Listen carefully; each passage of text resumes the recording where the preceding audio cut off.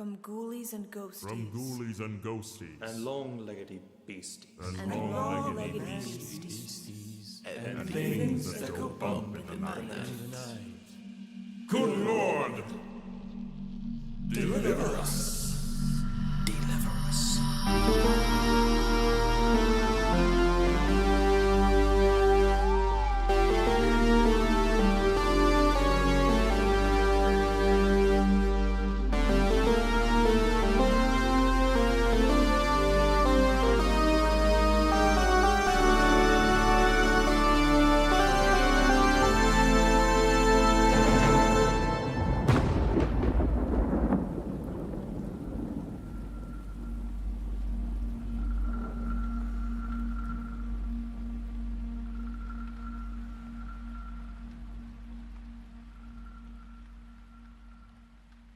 Hello there, my chopping blockers and chopping blockettes. Count Drahoon here, and I am sitting here in my translucent radio station for the very first official Interviewed by a Vampire on the Kings of Horror YouTube channel. Now, of course, as you know, I've been doing the Interviewed by a Vampire segment for, well, it feels like for centuries up to this point, but I've been sort of doing it on my own accord. Now, at this point in the game, there may be a couple of interviews that are already posted on the Kings of Horror YouTube channel, but this is the first one that I had a chance to record a live intro in which I get to officially say that this is official. But I digress. Let's get right into the heart of the matter, and hopefully you won't feel the need to drive a stake through it. This evening, I have a guest that is very near and dear to my heart. Not only was he the first friend that I made out in Los Angeles, he was the first interview that I did when I moved out there. Now, we've come a long way since then. I somehow made my return back to Tennessee-vania, but John is still in Los Angeles making films. When I spoke to him last on the show, in an official capacity, he had a short film called Vagrant, which was a very interesting horror short film that sort of told a story of werewolves, but in a sort of allegory for drug use. Now, I know I'm sort of butchering the plot a little bit, but I can honestly say that this was probably one of the best werewolf films I've ever seen, and I would put it right up there with some of the modern werewolf classics, such as Dog Soldiers, and, well, I haven't seen Blackout yet, but the jury's still out, but still, great movie, and I had to have him back on because I thought it would be poetic for him to come on and talk about his new movie as my first guest here on the Kings of Horror. So, with me tonight, the writer and director of the up-and-coming slasher film Basher, my dear friend, John Ungaro. John, welcome to Interviewed by a Vampire. Hi, Count. Sorry to step on your toes there. And thank you. That was very kind of you to say about Vagrant. Thank you. No, of course. And would you know it, you're wearing the same shirt that you wore the day I met you. Oh, wow. Oh, yeah, that's true. I hadn't thought about that. Yeah, wow. Yeah, we ran into each other at a place called Porto's, and I was rocking the Wolfman shirt. And that's how we started talking. Yeah, he was the only brave soul in the coffee shop that walked up to a vampire to say that he liked my cape. So he was caked in sunblock. I like a very smart workaround to be out in public. You know. Well, you got to. They don't pay you for nothing here on Kings of Horror. Not to make workarounds to do meet and greets at a Cuban bakery in Los Angeles, but. So, my friend, tell me, what is the story of Basher, and how did you come up with it? Basher. It's funny. We're doing with Basher similarly what we did with Vagrant, where me and my writing partner wrote an entire feature, and then we were like, let's do something with this. And for Vagrant, we just kind of took the first act and we truncated it, and we shot like a werewolf transformation. That was pretty cool. But for this one, we wanted to do something a little bit different. And so we kind of just wrote this whole baseball slasher. And then we wrote a short film where we're like, hey, here's an intro for our killer. And sort of what led us to writing Basher was after writing Vagrant, me and my writing partner were like, this is too bleak. Let's come up with something fun. So we decided to do a good old-fashioned slasher film, and we thought, oh, baseball's never been done before, and like it's set at the Cape Cod League, and we figured like, oh, that's basically your summer camp, and we went from there and just extrapolated. So, out of curiosity, are you and your writing partner baseball fans? And if so, do either of you have a favorite team? He's more of a baseball fan than I am. Although working on this got me into baseball. I'm from Massachusetts, so I always love the Red Sox. Like don't question. So it's like I don't want to. It's bad to not be a Red Sox fan in Massachusetts. So regardless if I'm into baseball, right. I'm into the Red Sox. No, actually, I just went to a Red Sox game back in July. I think it was their worst game of the year. Literally, I think when me and my friend, who was also from Massachusetts, sat down, they gave up 2 home runs. So, but no, that kind of led to like a good give and take, because I could write for people who have a basic knowledge of baseball, and he could write for people who know and love baseball. So it was like a good pairing that way. Mm-hmm. Interesting. Well, I hope the Red Sox not doing so well and you visiting were not correlated together. I think they are, because apparently they've been doing great ever since. So okay. Maybe it's best if I just stay out of it entirely. Send them your love from afar. And yes, maybe, I can vouch for you. maybe they can pay me not to go to games. That's how I can make some money that way. You know what? That might be a lucrative venture. You might help. You might help finance about 5 Basher films. It's like that William H. Macy movie, The Cooler. Like he's a guy. You ever see that movie? Yeah, where he's like he's such bad luck that he's paid by casinos to sit next to people who are on a hot streak, and then they just start to lose because he's sitting next to them. And it's like, maybe I could be the Cooler in that way. You're the Boston Cooler. That's your nickname for me from now on. I like that. That's pretty cool. The Boston Cooler. Yeah. You could even make a Giallo movie off of that. Oh, that'd be fun. I'd be into that. But Basher, the short film we're financing is sort of about just like a group of townies who are in this late night Cape Cod dive bar, and there's one person in particular who has a tie to Basher that he doesn't know about, and they sort of intersect with Basher's revenge path. His revenge path has taken him to this bar, and I like to think of him as his form of justice is when you have a hammer, everything looks like a nail. Like he will just go through anybody, and that's what makes him a bad guy, and right. And so we sort of thought of it as, what if we did the opening of Desperado, this Robert Rodriguez film. It has like this awesome opening action sequence in a bar with Steve Buscemi. So when we were writing the script, we're like, let's do that, but mixed with like a Friday the 13th type movie. And we had so much fun writing it too. It was one of those things where when we finished the draft that we were going with, we both kind of paused, we did our big read through, and we were both like, is it me or does this like rock? We're like, yeah, I think this rocks. It's just like we have like we took time to assess it and process it. We're like, yes, this rocks. This absolutely rocks, and it needs to be made. And I've just been determined ever since to actualize it. Right.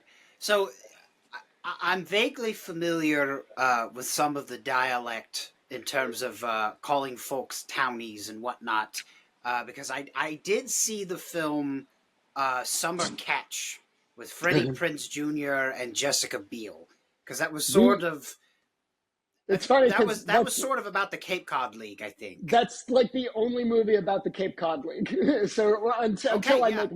make mine. So then we'll have two movies about the Cape Cod League. There's two. I Very think different vibes.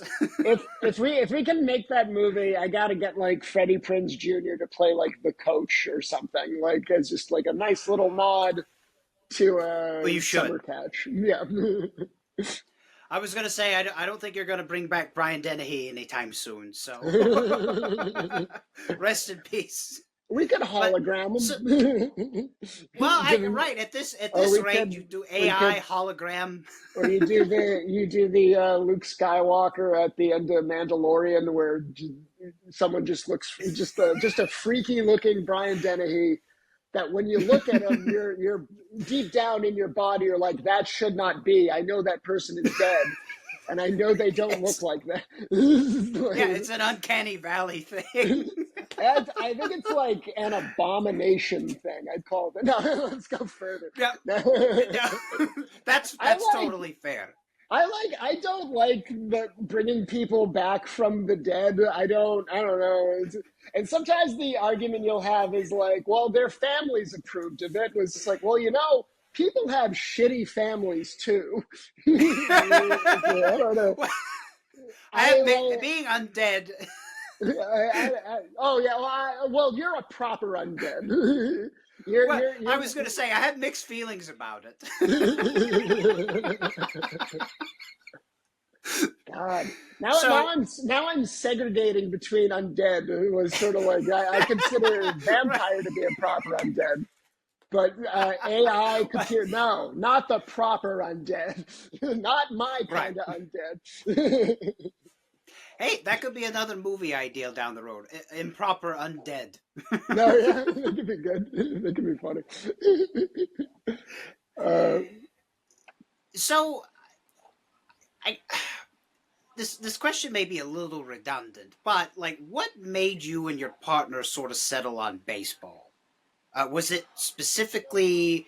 Because like you did mention before that nobody's really done baseball, but was that the impetus, or was there just something else in the ether?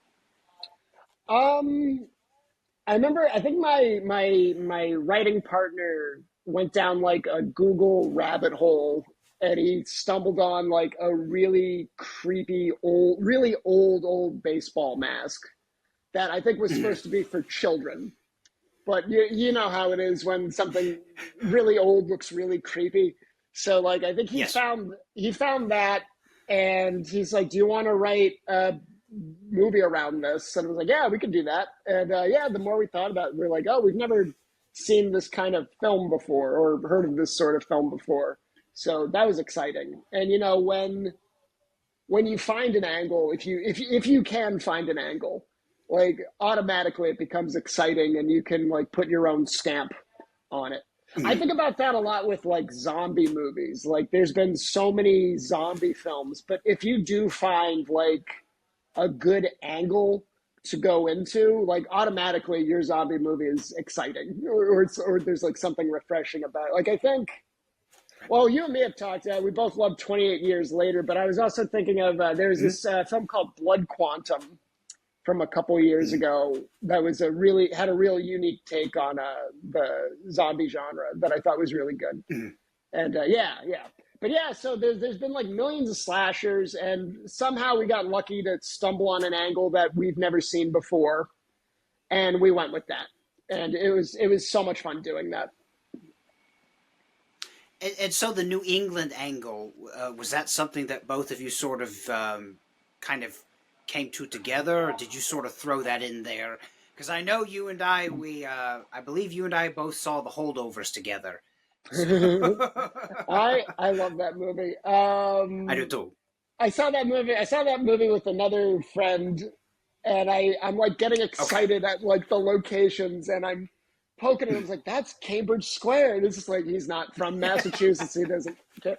No, we're both from New England, and well, I suppose technically we had to set it in New England. Well, no, actually, let me redo that.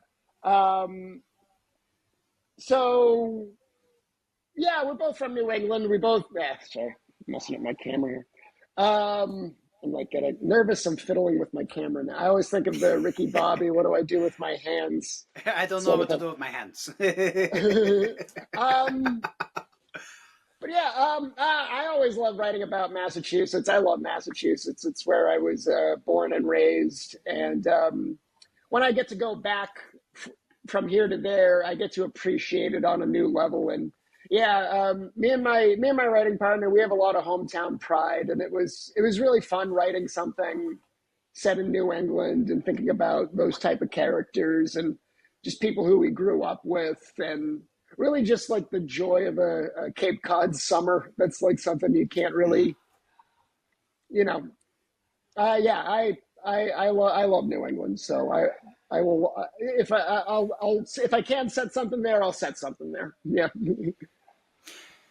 And it makes sense, the summertime setting with Cape Cod, and just the fact that Boston is such it's really a huge sports town, because you have the Boston Red Sox, as you mentioned earlier, and then you have the New England Patriots are based out of there, so it all sort of fits together perfectly in a nice clam chowder. Chowder. That's Chowder.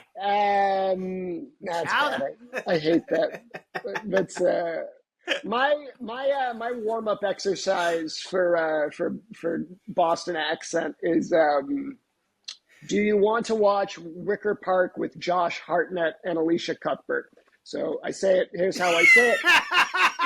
You ready? You ready for it? Here we go. Do you want to watch Wicker Park with Josh Hartnett and Alicia Cuthbert?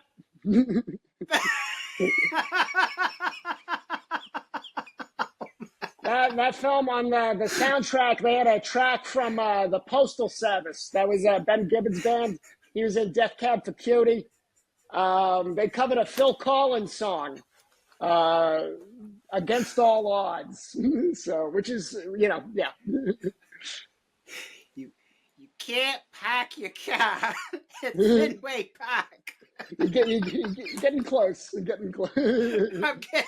I know. I'll put you on the phone with my mother, and you can then you can pick up her accent. Okay. That's who you can study. I only felt confident to do like a few syllables, so I've been down south too long. But just talking shop real quick. As an indie filmmaker who's had to go out and raise money on your own, what platform do you feel is the most successful? Do you have a preference for Kickstarter or Indiegogo or GoFundMe? For this one, we went with Kickstarter. They have a great platform. They're the number one platform for this sort of thing. Such great films have been funded through there, like Blue Ruin, The Babadook got funded through there. Kung Fury, that was like Kung Fury. It's great that we live in a world where a thing like Kung Fury can get funding and made, And it's really cool seeing people get into crowdfunding and supporting artists directly. And I think Kickstarter makes that seem very cool. And that's why we went with Kickstarter. Just a quick detour, because the last time I had you on, you were basically in the process of showing Vagrant. You just finished that, so I wanted to know, since our last interview about 3 years ago, has there been any sort of updates with it? Were you able to get it out on the festival circuit, or any sort of distribution deal with it? Yeah, we took it on the festival circuit. That was good. We won in Atlanta, the Southern Horror Film Festival, which is great. I love Atlanta. I wish more cities I go to would give me an award when I go to them. So I love Atlanta. We did get foreign distribution for it, although I have no idea what that is doing. So, and other than that, I've just been writing scripts, and we've been putting so much work into this short film. I'd say it took us 3 years to get us to the point where we are now. Making things is hard. That's the thing that I've come to learn. It is, yes, of course. Really, just getting there is like that's huge in and of itself. It's just like when I feel like, we all hear all the time about how hard it is to get things made, and it's a miracle that anything gets made, and it's one of those things like you hear it a lot, but like I don't think you truly appreciate it until you have to go through it, because you do learn like all the tiny things that you need to do in order to get to the point you need to. And I'm very happy and proud of my team and what we've cooked up with this so far. And correct me if I'm wrong. If memory serves me correctly, I don't know that you came out and talked about it in our last interview, but I believe you may have hinted that this was the next project that you were working on. And of course, as your friend behind the scenes, I know that you and your team have been working very diligently at different phases to sort of get the script together and then ultimately get the look of Basher together as well. I've come to learn I love professionalism. I love when things look professional. I love working with professionals. I love, even though a lot of this stuff we're doing out of our own pocket, and but I think it's all worth it. I think it's all worth it to make something look great, and I think that's how you show the audience. That's how you care. Is you put in the work like that. And speaking of putting in the work, talk to me a little bit about, because I saw on your Kickstarter, one of the recent updates that you had, is that you guys actually, if I'm getting it wrong, please interject and correct me, but you basically brought in a professional mask maker to come in and craft the vision that you had for the Basher book. So I want to know a little bit more about that process. That is my good friend Derek Smith. Derek's awesome. Derek is a professional wrestler. He goes by the name Cereal Man. Look him up. He even he's like this cereal superhero with like a cereal box head that's made of rubber, and he's made like several different types. He has one where if he takes a big move, the top opens and it sprays out cereal. And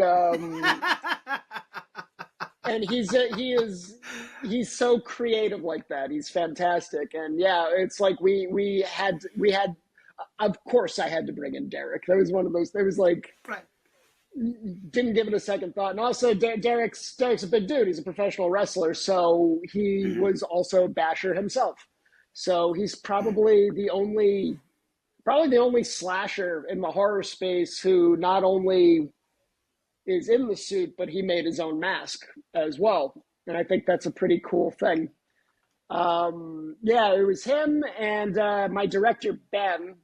They run a comedy wrestling show out here called Wrestling Pro Wrestling. And they build giant elaborate costumes like that all the time. I'll sometimes go in, I'll assist. But I'm truly just blown away and amazed by their creativity. It's great to witness. So, that's something that we probably should have done together, was go out to one of those events, because I do enjoy professional wrestling, and of course, mainly because I laugh at myself, I do enjoy comedy. Yeah, man, they're kind of like on hiatus right now, but nobody has a show like that out here. The last one they did was with this band Lily, loved it, and they hired them to basically split a show with them. So they did a wrestling show and they had a concert in the middle of the wrestling show. And I got to be I was a cameraman. I was a cameraman that night, and that was a whole lot of fun. That sounds great. But going back to Basher, so as you mentioned before, the Basher campaign is live currently. It's on Kickstarter. Last I checked, you guys had a pretty sizable sum already accrued in just a couple days that it's been live. But how can we as the audience go and support Basher to get it out there to the masses? Yeah, I'm very happy. We had a very strong start, and but we can always need more support. You can find us on Kickstarter. Just Basher, a horror short film, is there. We also have we're on Instagram, Twitter, Blue Sky, and we do have a TikTok, but there's nothing on it right now, and they're all under the name. I'm like learning my age with TikTok. I've hit that wall where I'm like, I don't know what I'm doing here. But don't worry, eventually I will learn how to work TikTok. But yeah, they're all there. They're Basher short film. Find us. We're always posting cool stuff over there, and we have some amazing prizes. Well, we have some amazing rewards for tiers. Like I know for one of our tiers, my director Ben is making custom made like Basher. We call them Basher balls, but they're kind of like a take on the Mad Ball, where it's like a ball with like a figure on it. Ben's gonna create one of Basher himself. There's one rewards tier where you can get yourself Simpsonized from a professional Simpsons animator. Nice. I met a guy who was very gracious of him to volunteer that. We have very high tier ones like Get Bashed by Basher. You can have a prop from the shoot. We also have just so many cool stickers and baseball cards with original artists doing work for them, and it's been a blast putting this all together. Mm-hmm. Fantastic. Well, and we will be sure to have the Kickstarter link and some of the social media links in the show notes page so that people can go and support. And I deliberated on whether or not to share this in public, but I'm going to anyway. I have contributed to the Kickstarter. I'm very excited about well, no, of course, absolutely. I have to. I'm really excited about this film. But I also mention that because I definitely want to entice other people. I'm not just saying all of this because John is my friend. John is a great filmmaker, and I have a lot of faith in Basher. I think it's going to be the next big horror franchise, and I hope you all will follow suit from your account and also support this project as well. So really quick, so John, I only have one more question for you for this portion of the interview. If you're okay with it, I'd like for you to stay for a few extra minutes because we actually have some lightning round questions for our patrons that we'd like to ask you if you wouldn't mind. Oh, absolutely. Yeah. Okay. So basically, as we are right now, you're working pretty much full time on Basher. Are there any other projects coming down the pike, or is there? Let me rephrase that.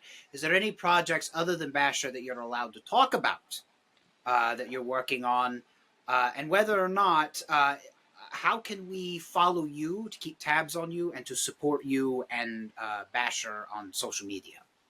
Well, right now the focus is definitely on Basher. I'm always writing. I'm definitely writing. I'm writing scripts all the time. So yeah, that's no big projects lines up after Basher. Although I am, I kind of want to write a play. I got like an idea, and I'm starting to germinate on that. Who knows when I'll get to that though? But yeah, right now the focus is mainly on Basher.